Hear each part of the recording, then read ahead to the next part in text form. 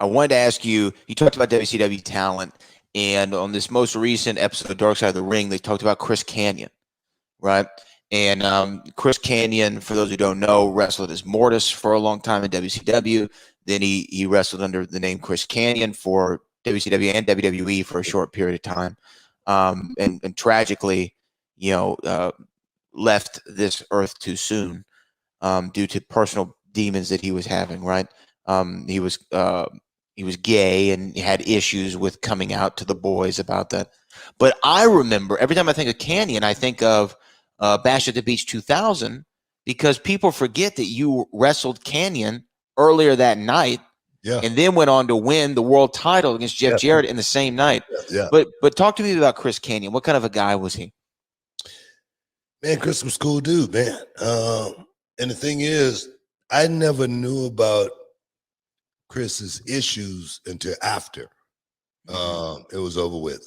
I didn't know about the him being gay until he came out on the Howard Stern thing, I think. When we were working together, it wasn't anything that we ever spoke about. It wasn't anything that we ever thought about or anything like. We were just working. And if it was, if he would have came out back then, I think he would have been accepted by me. I think the wrestling world could be, pretty cruel sometime, and especially back then, the way wrestlers was looked at. But as far as personally, man, Chris and I, we always got along very well.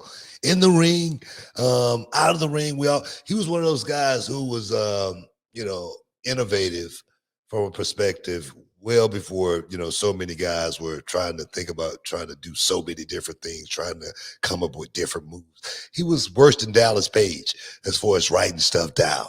But he was a student of the game.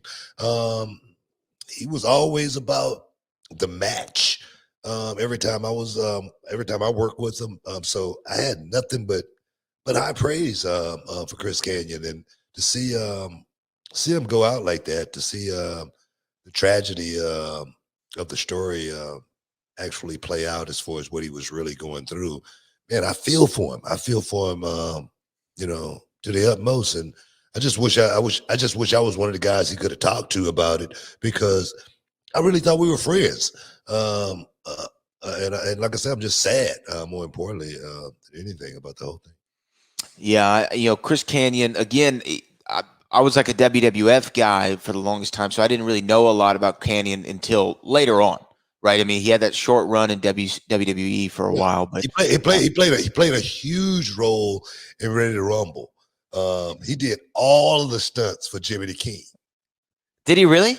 Yeah, he did. Oh, I didn't know that. Yeah, he did all of the stunts for the Jimmy the King and Ready to Rumble. And no, man, it was awesome, man. He was an awesome dude. So every stunt you see in Ready to Rumble, it's Chris Kanyon doing all of those stunts, man. So we were awesome compadres throughout our time, man. I miss him, man. I miss him a lot.